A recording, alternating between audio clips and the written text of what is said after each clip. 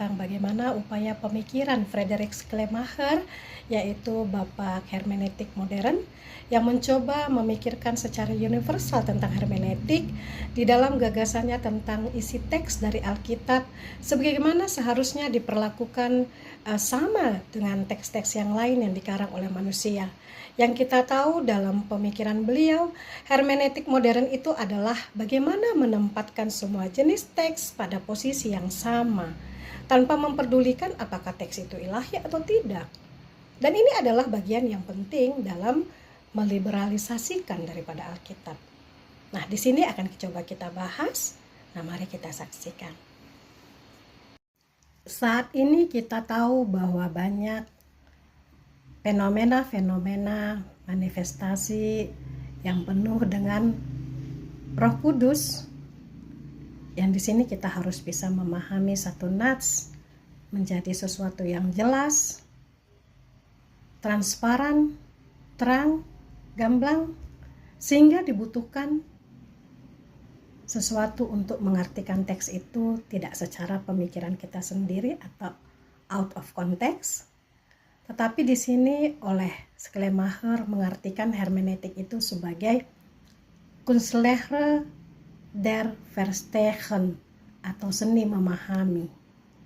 Nah, bisa kita lihat bagaimana apa yang harus kita maknai dalam Matius 12 ayat 31 sampai 32 berdasarkan pendekatan paralelisasi dan romantisme hermeneutik Friedrich Schleiermacher ini, sehingga kita bisa mendapatkan pemahaman yang valid dan sangat antipatif di dalam kehidupan Kristen kita.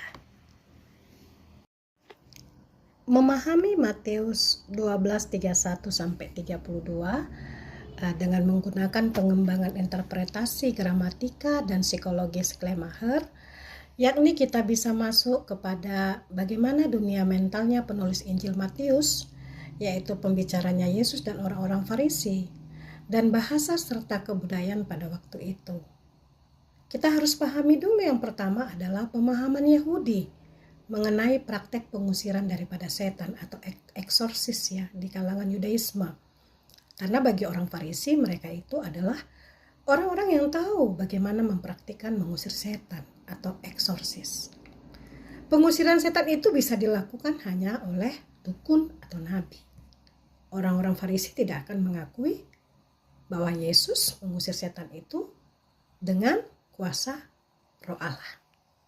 Orang-orang Farisi tidak akan mengakui bahwa Yesus mengusir setan itu dengan kuasa Roh Allah.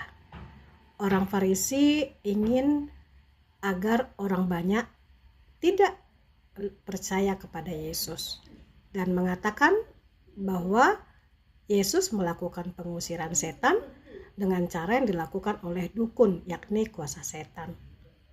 Nah, di sini yang disebut dengan bagaimana sikap dari orang-orang Farisi yang mengecam Yesus, yang disebut dengan penghujatan terhadap Roh Kudus. Dan bisa dikatakan bahwa esensi kata penghujatan itu dikaitkan dengan apa yang dilakukan orang Farisi terhadap Yesus, yaitu menjelekkan, mencemarkan, memfitnah, mengutuk, bahkan menyembah kepada berhala yang dianggap sebagai penghujatan kepada Allah. Ketika menganalisis teks yang merupakan suatu dialog atau debat yang diungkapkan oleh penulis, maka lingkaran hermeneutik tidak cukup untuk membahas atau menjelaskan secara utuh makna yang sesungguhnya.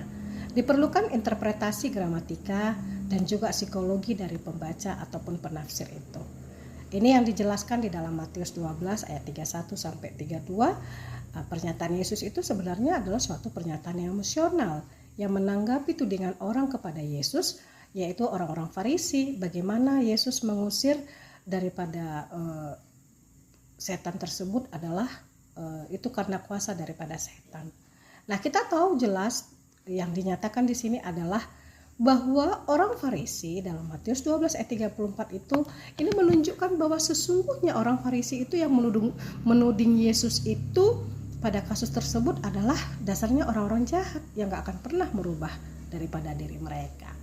Nah, jadi di sini diperlukan juga bagaimana kita harus banyak menggali materi-materi ini yang bisa menguatkan kita bagaimana kita menafsir, tidak dengan pemikiran kita, tidak dengan secara perasaan kita, tetapi kita bisa melihat dari interpretasi daripada tulisan ataupun teks yang akan kita buat menjadi suatu pernyataan yang benar, seperti itu.